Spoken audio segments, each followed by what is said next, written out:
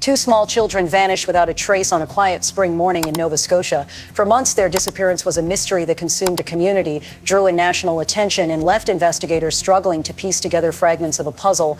Now, after endless searching, a heartbreaking development during a renewed search operation, cadaver dogs have led investigators deep into the woods, just a few kilometers from the family's RV, where two decomposed bodies were found. Authorities believe these may be the remains of 6-year-old Lilly Sullivan and her 4-year-old brother, Jack Sullivan. This discovery could mark the end of one of the most agonizing chapters in recent Canadian history, but it also raises painful questions. How did they end up there? What really happened on the morning of May 2nd, 2025, and why did it take so long to find them? Before we unpack the story of this case, from the first frantic 911 call to this devastating new turn, I want to ask you to take a moment. If you're watching, please like this video, share it with others, and subscribe to the channel for more deep dives into ongoing cases. And in the comments, let us know your thoughts on this tragic development and where in the world you're following this story from. Now let's go back to the beginning. To understand the weight of this discovery, we need to return to the very start of the story. It was the morning of May 2nd, 2025 in Lansdowne Station, a quiet rural community in Pictou County, Nova Scotia. Life here moves at a slower pace, long stretches of farmland, thick woodland, and only a scattering of homes along winding back roads. Inside one of those homes lived 6-year-old Lilly Sullivan and her 4-year-old brother, Jack. Lilly was in the first grade, described by neighbors as energetic, curious, and always with a smile. Jack, still only a preschooler, was said to be shy but inseparable from his sister. Together they lived with their mother, Melilia Brooks Murray, their stepfather, Daniel Martel, and a younger sibling. Their biological father, Cody Sullivan, lived separately but was still in their lives. On that Friday morning, the parents later told investigators the children were awake unusually early. Between 8 o'clock and 9:40 a.m., Lilly wandered in and out of the bedroom while Jack's voice was heard in the kitchen. Then suddenly silence. By 10:01 a.m., panic had set in. Their mother dialed 911, reporting that both Lilly and Jack were gone. The operator took down the details, ages, descriptions, the last time they'd been seen. At 10:27 a.m., RCMP officers arrived at the home on Gairloch Road. It was the beginning of an investigation that would stretch on for months, an investigation that until recently had more questions than answers. And what followed was one of the largest search efforts Nova Scotia has ever seen. Within hours of the 911 call, the disappearance of Lilly and Jack Sullivan became the focus of a massive search. RCMP coordinated with local fire departments, ground search and rescue teams, and hundreds of volunteers from surrounding communities. Helicopters circled overhead, scanning fields and treetops. Drones flew low over streams and valleys. Tracking dogs were brought in to follow any possible scent trail. Searchers fanned out across dense woodland, through marshy areas, and along gravel roads that cut across the rural landscape. The operation quickly grew into one of the largest searches in Nova Scotia's history. Media outlets descended on the quiet community, broadcasting live updates as searchers combed through the rugged terrain. The children's names and photos spread rapidly across Canada, fueling both urgency and hope. For neighbors and volunteers, it was deeply personal. Parents showed up to walk shoulder to shoulder through fields. Farmers opened their land to search teams. Entire families spent days in the woods, convinced that the children had wandered off and could still be found alive. But as the hours turned into days, the reality set in. No matter how far they searched, no matter how many boots were on the ground, there was no trace of Lilly or Jack. No footprints, no clothing, no confirmed sightings. By the 5th day, with nothing substantial to show for the unprecedented effort, RCMP announced they were scaling back. The official line was that all obvious areas had been covered, yet the absence of results left an aching void. And in that void, investigators began focusing on what little evidence there was. As the large-scale search wound down, investigators turned to the fragments of evidence that had surfaced during those first chaotic days. One of the most puzzling discoveries came in the form of Lilly's pink blanket, a familiar comfort item she was often seen carrying. It turned up in 2 separate locations. One torn piece was found tangled in the branches of a tree about a kilometer from the family home. Another was discovered stuffed inside a trash bag at the end of the driveway. To investigators, the blanket raised more questions than answers. Was it dropped as the children wandered, or was it planted as part of something far more sinister? In the woods near the property, searchers also came across clumps of boot prints. The patterns were irregular, making it difficult to determine whether they belonged to rescuers, neighbors, or someone else entirely. Forensic specialists attempted to match them, but the results were inconclusive. Then came a witness statement that shifted the investigation into uncertain territory. A local resident reported seeing 2 small children, hand in hand, walking toward an older model tan or gold sedan on the morning of May 2nd. In the passenger area, a woman in her 50s or 60s was described, Caucasian with loosely curled hair, standing near the car. The description was troubling, but without further corroboration, the lead remained speculative. Adding to the mystery, security footage from a Dollarama store in New Glasgow confirmed that Lilly and Jack were alive and with their family on May 1st, the day before their disappearance. That footage marked the last confirmed images of them before they vanished. These scattered clues, a blanket, some footprints, a witness sighting, painted a confusing picture. But they did little to explain how two children could vanish so completely. And as frustration grew, the spotlight turned to the family itself. In nearly every missing persons case, investigators begin by looking closest to home. The disappearance of Lilly and Jack Sullivan was no exception. The children's mother, Malaya Brooks Murray, and their stepfather, Daniel Martell, were questioned extensively in the days following the report. Both underwent polygraph examinations. According to leaked details, their results suggested they had answered truthfully. The children's biological father, Cody Sullivan, also came under scrutiny. Though he lived separately, investigators needed to rule out every possibility. He too agreed to a polygraph and was reported to have passed without issue. A step-grandmother was tested as well, but her results were deemed inconclusive, with physiological factors preventing a reliable reading. While police publicly emphasized that no family member was considered a suspect, public suspicion was harder to contain. In the absence of solid leads, online discussions and community whispers often turned toward those closest to the children.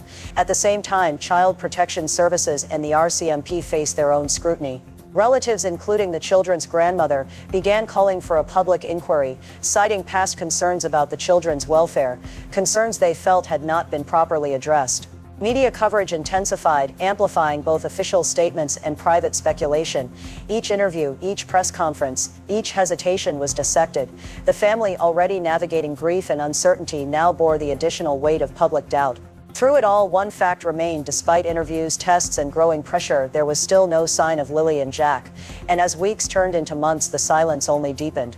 As spring turned to summer, the search for Lilly and Jack Sullivan entered a painful new phase, one defined less by action and more by waiting. RCMP insisted the case was still active, with investigators pursuing leads and reviewing tips, but to the public, the silence felt unbearable. Press briefings became less frequent. New information, when it came, was limited and vague.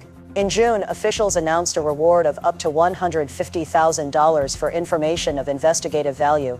It was one of the largest rewards ever offered in the province. The hope was that someone somewhere knew something that could break the case open.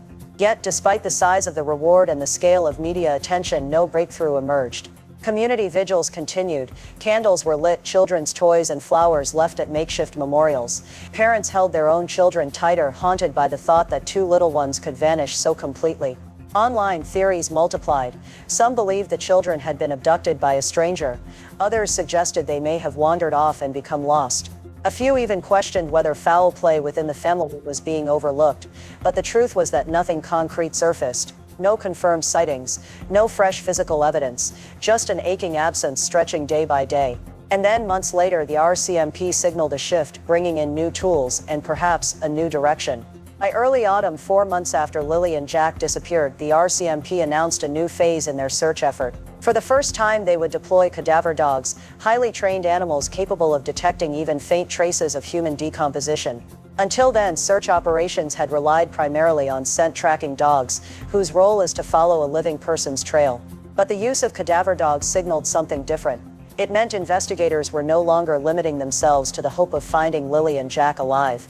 They were preparing for the possibility of a far darker outcome. The teams brought in came from across Canada, with handlers and dogs flown in from Alberta and British Columbia.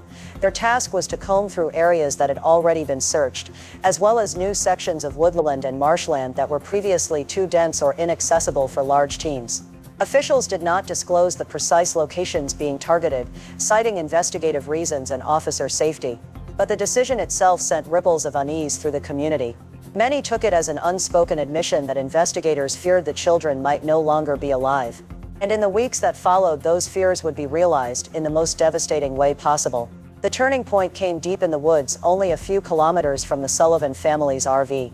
As cadaver dogs worked through thick brush and uneven terrain, one of the animals gave a trained alert, a signal handlers recognized immediately. Teams converged on the spot, carefully marking the area and beginning a methodical search.